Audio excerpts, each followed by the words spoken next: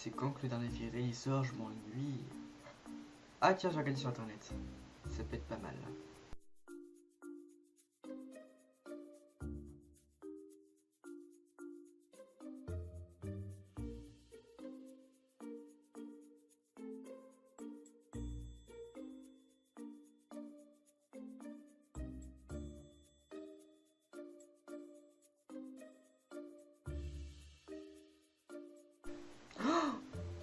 Oh mon dieu, yes! Il sort aujourd'hui! Yes! Yes! Ah! Attends, je pense à un truc là. Est-ce que j'aurais... Ouais, attends peut-être. Alors voyons voir. Ici? Non. Ici alors? Oh, quelque part là-dedans? Je sais pas, quelque part? Il me reste que ça.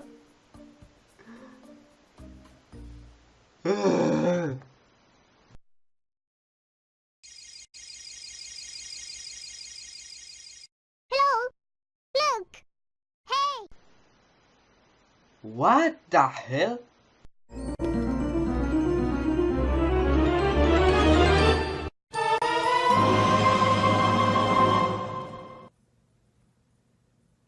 Yo les gars!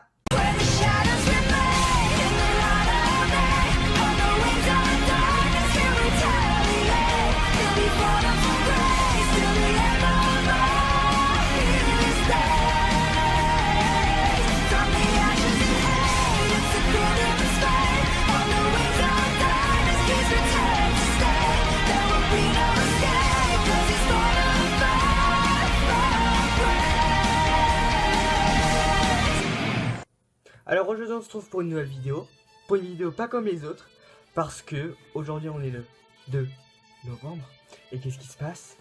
Et ben il se passe tout simplement ça, le Saint Graal, complètement le Saint Graal. Enfin, pour le moment c'est le Saint Graal, après on verra au tome 63, là ce sera plus le Saint Graal. Pour le moment c'est le Saint Graal du moment, voilà, comme je serai sûrement l'un des premiers à faire cette vidéo, hein, sûrement, parce que je la fais le jour de la sortie du manga, donc je serai sûrement l'un des premiers à faire cette vidéo. Alors je tiens à vous prévenir tout de suite, si vous n'avez pas encore acheté ce tome, que vous n'avez pas lu les autres, et que vous n'avez pas envie d'être spoil, ne regardez pas cette vidéo. Voilà, je vous préviens, après c'est pas de mon ressort. Bref, toujours est-il que c'est un nouveau type de vidéo que je voulais aborder avec vous. Pourquoi? Parce que les mangas, Fairy Tail, tout ça, c'est ma passion, voilà, tout simplement. Et je tenais à faire ce type de vidéo avec vous parce que je me suis dit, attends, on a eu le manga le jour de la sortie. Déjà c'est un exploit, hein, voilà. En édition limitée, en plus, voilà. Et du coup je tenais à faire une vidéo comme ça. Voilà, parce que j'avais envie, et puis c'est tout. Faut pas me juger, ok? On est sur la chaîne. Bref, qu'est-ce qu'on va faire dans ce format vidéo? C'est que je vais énoncer mes réactions à ce nouveau tome de Fairy Tail. Je compte beaucoup faire des vidéos de ce type là, dès qu'il y a des nouveaux tomes qui sortent, des trucs comme ça et tout, tu vois. Et voilà, parce que j'ai envie, et puis parce que c'est tout, j'ai envie, voilà. Et donc du coup, on va sans plus tarder rentrer dans le vif du sujet de cette vidéo, c'est-à-dire le tome 60 de Fairy Tail. Et tout d'abord, pour commencer à analyser ce tome, bien évidemment, on va commencer par analyser les premières pages. C'est un peu la base, non? Je sais pas. Et donc du coup, au début, rien de nouveau, on sait toujours que Natsu est malade, il est à les pommes, tout ça, Gray aussi, Douga, voilà, vous connaissez sa chanson si vous avez lu le tome 59. Cependant, on en sait un peu plus sur la maladie de Natsu, comment elle se forme, etc., pourquoi elle est dans cet état-là, tout ça, quoi. Et on va l'apprendre par quelques flashbacks qui sont placés dans ce tome. Du coup, comme Natsu est dans les pommes, parce que soyons francs, il est dans les pommes, complètement, on nous apprend beaucoup sur le passé de Natsu à travers des flashbacks qui sont montrés par sa conscience. Et à travers ces flashbacks, on apprend certaines choses, notamment l'apparence des parents de Natsu et des élèves du coup. Sauf que on n'en apprend que l'apparence. On sait même pas comment ils s'appellent. On sait juste qu'ils avaient vécu dans un village avant l'attaque d'un grand dragon, que le village a été décimé, qu'ils sont tous morts à part Zélève. On sait aussi pourquoi l'écharpe de Natsu est blanche, tout simplement parce que ce n'est pas Ymir qui a tricoté l'écharpe, soyons francs. Est-ce que vous voyez un dragon faire du tricot? Moi personnellement non. Donc du coup, on savait pas trop pourquoi l'écharpe de Natsu était blanche, sachant que les écailles d'Ymir étaient rouges. Alors, on nous explique pourquoi, c'est C'est parce que quand un dragon perd ses écailles, ils se pâlissent, donc du coup ils deviennent blanches, et du coup après on peut tricoter avec, et les humains peuvent toucher les écailles blanches. Voilà. On sait aussi qui est-ce qui a tricoté le chat. C'est Anna. Anna, cette fille dont on ne sait absolument rien, à part qu'elle ressemble énormément à Lucie. Énormément à Lucie. On sait juste qu'elle fait partie de la famille de Lucie, la famille Artifinia.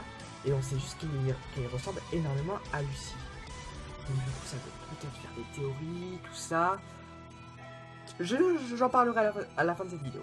Et pour en savoir plus sur les origines de la maladie de Natsu, on va s'intéresser au deuxième point de cette vidéo, c'est-à-dire Alien. Bref, bon, Alien, je sais pas comment ça se prononce, bref, moi la prononciation c'est pas tout ça, mais voilà quoi. Le nom est un peu compliqué à prononcer, voilà, excusez-moi. Mais bon, on va bien évidemment parler de cette femme. Qui déjà dès les tomes précédents avait fait déjà l'apparition de quelques théories sur le lien entre elle et Erza. Théories plus ou moins flagrantes. Moi je le savais. Moi je le sentais, je sais pas pourquoi, mais je le savais.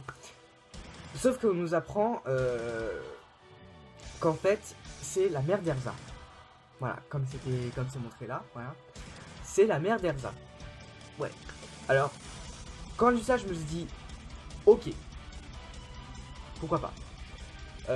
En fait, j'étais pas choqué parce que, en fait, elles se ressemblent énormément. Ils auraient très bien pu être sœurs, hein, ça on sait pas. Hein. Mais, je sais pas pourquoi, mais je savais que c'était sa mère.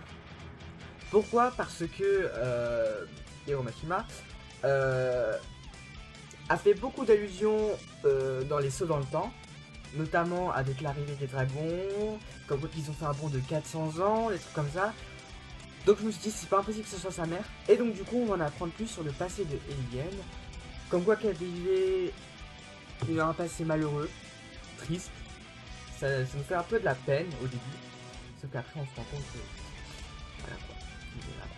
Alors au début oui elle vivait en paix et en bonheur, en harmonie avec les dragons. Notamment avec un dragon qui s'appelle Belzerion, je sais pas si comment ça se prononce, mais bon, c'est un dragon qui s'appelle Belzerion, qui est très redevable envers la famille Lénienne, et donc du coup, va se racheter en l'aidant dans le royaume, tout ça, voilà. Et dans son passé à la fois tragique et heureux, on en apprend que c'était la reine des dragons. Alors vous allez me dire, pourquoi la reine des dragons? Bah en fait, je vais vous expliquer ça dans quelques instants. Alors, sachant qu'elle vivait en paix et en harmonie avec les dragons, certains dragons, eux, voulaient bouffer tous les humains, voilà, tout simplement, pour ne pas vivre en paix avec eux, pour vivre maître d'eux-mêmes, maître de ce monde, quoi. Sauf que Alien s'y opposait clairement, tout comme Belzerion, son dragon qui, je le rappelle, aide la famille d'Alien, voilà. Et donc, du coup, elle est devenue la reine des dragons par la suite. Pourquoi reine des dragons? Bah parce que, en fait, elle est à l'origine des chasseurs de dragons. C'était la first chasseur de dragons. La première quoi. Parce qu'elle a demandé à Belzerion de lui enseigner la magie des dragons. La magie des chasseurs de dragons. Ce qui a permis par la suite au peuple de pouvoir se défendre. De gagner pour le moment cette guerre. Sauf que, à force d'abuser de ce pouvoir, vous savez très bien que si on abuse trop de ce pouvoir, les chasseurs de dragons peuvent se transformer par la suite en dragons. Et donc du coup le peuple a commencé à devenir fou, dont Alien, qui a commencé à devenir de plus en plus dragon. Voilà. Alors qu'elle était elle-même à ce moment-là enceinte d'Erza. Voilà.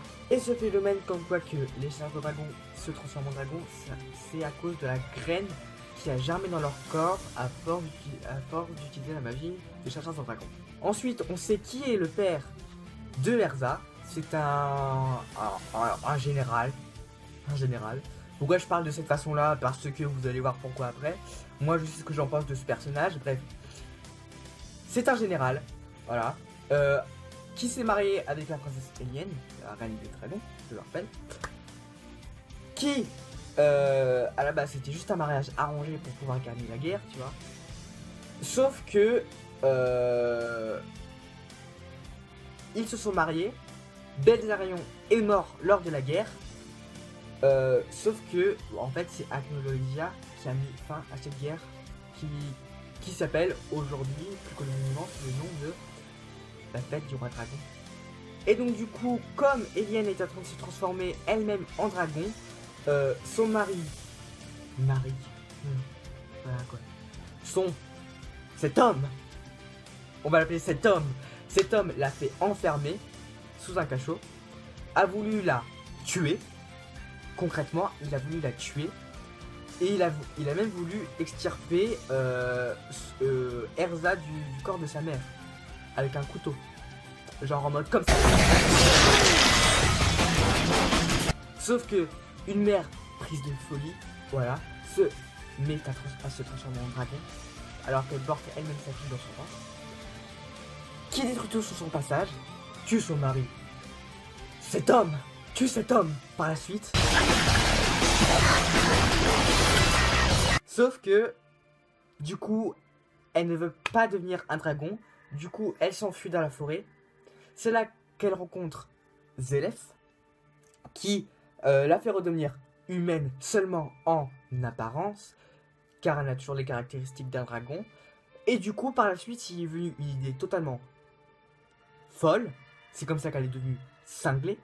C'est qu'elle a décidé de fusionner Erza avec elle-même pour pouvoir redevenir totalement humaine. Elle était prête à sacrifier sa fille pour redevenir humaine.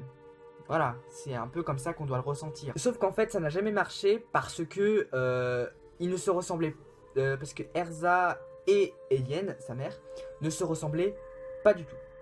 C'est là que, ayant des similitudes entre Wendy et Eliane au niveau magique.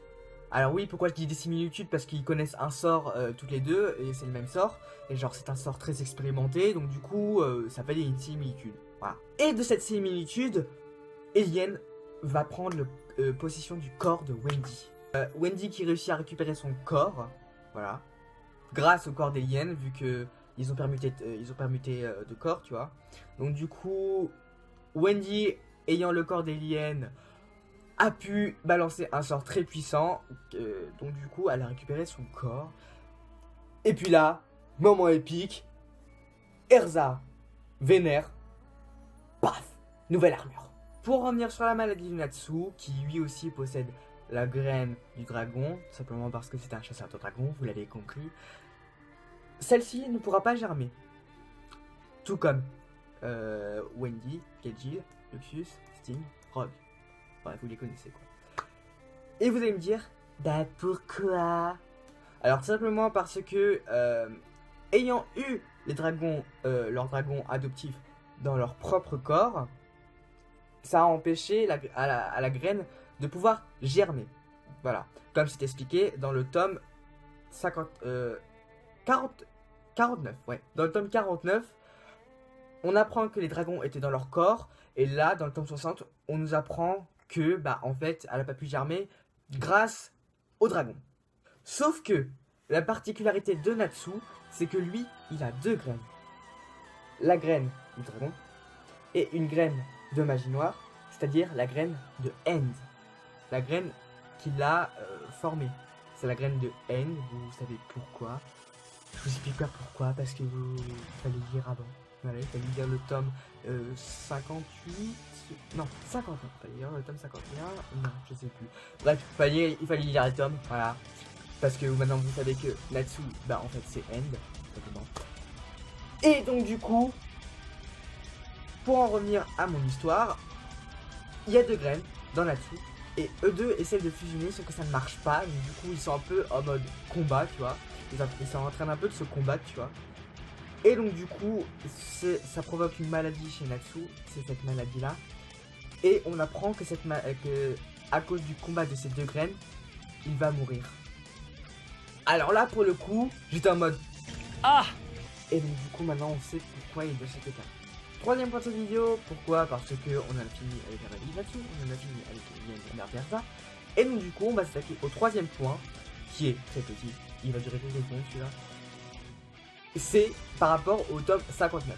Vous vous rappelez à la fin du tome 59, t'as l'autre qui est un des Spriggan 12 qui nous dit oui, il n'y a qu'une seule personne qui peut battre Raikid, soit dit en passant le fils de Belef, et il n'y a qu'une seule personne qui peut tuer Raikid, c'est sa mère. On sait pas comment Raikid a fait pour être engendrée par Mavis alors qu'elle était dans un cristal par Belef. Vous m'expliquez par contre là. Sauf qu'en fait, comme il est dit dans le tome 59, il n'y a qu'une personne qui peut le vaincre Raikid, c'est sa mère. Sauf qu'en fait, Hiromoshima nous a mis un gros troll. Et je sais pas s'il s'est trompé, mais je pense qu'il s'est trompé. C'est que en fait, Raikid il s'est fait battre par Sting, aidé par Rogue et aidé par Kagura. Au baptise, je fais un rapport avec le scénario. Et donc du coup, Alien, ne voulant pas mourir, se transforme en dragon folle de rage, réussit à briser tous les os d'Erza, qui ne peut plus bouger. Alien fait apparaître la météorite de dinosaures qui a tout saccagé, qui va tuer tous les êtres aux alentours, bien évidemment. Erza, n'ayant que son bras gauche pour pouvoir attaquer, utilise sa magie pour, en utilisant sa main, en faisant office de trampoline, pour pouvoir se propulser dans les airs et anéantir cette météorite. Sauf que on ne sait pas si ça va marcher, parce que c'est la fin de ce tome, voilà, bientôt la fin de cette vidéo. Et là on va passer au quatrième point, c'est-à-dire le point théorie. Alors pour le point théorie, qu'est-ce qu'on pourrait ajouter comme théorie personnelle à ce manga? Alors pour moi, il y a eu trop d'actions épiques pour Eien et Erza. Bon, en même temps, vous allez me dire, c'est un peu normal, parce que si vous étudiez bien la couverture, parce que oui, ok, j'ai l'édition limitée, sauf que la jaquette, elle est réversible. Ah. Et là, on voit en gros plan Eien, Erza, Raikid, Wendy et Sting. Très bien. Donc on comprend pourquoi Eien est au centre du manga du début à la fin. Voilà. Sauf que pour moi, il est probable que Erza meure. Alors pourquoi je dis ça? Parce que l'action est beaucoup trop épique. L'action est beaucoup trop épique pour Erza. J'avoue, ça serait cool qu'elle meure. Ça serait vraiment bête. Cependant, si elle meurt, elle doit mourir en même temps que sa mère. Ou du moins être blessée en même temps que sa mère. Je sais pas, pour moi, Erza, elle va sûrement mourir. C'est mon avis personnel, après, vous êtes d'accord ou pas d'accord, hein. C'est mon avis personnel.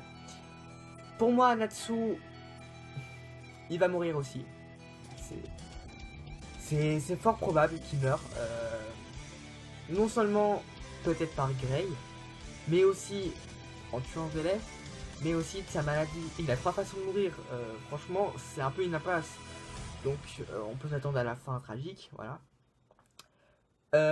Aussi, à quoi on peut s'attendre comme théorie, c'est que Raikid n'est pas vaincu, il n'a pas dit son dernier mot parce qu'il veut quand même anéantir Natsu. Donc ça fait 4ème possibilité pour Natsu de mourir. Il veut quand même anéantir Natsu, donc ça m'étonnerait qu'il renonce aussi facilement. Même après une super attaque de Sting, ça m'étonnerait qu'il renonce aussi facilement. À mon avis, là, ce qu'il dit à la fin du tome 59 va vraiment entrer en jeu. C'est-à-dire que Mavis va vraiment pouvoir se battre. Voilà, concrètement. Je pense. Donc voilà, c'en est fini pour les théories. Enfin, pour moi, c'est mes théories.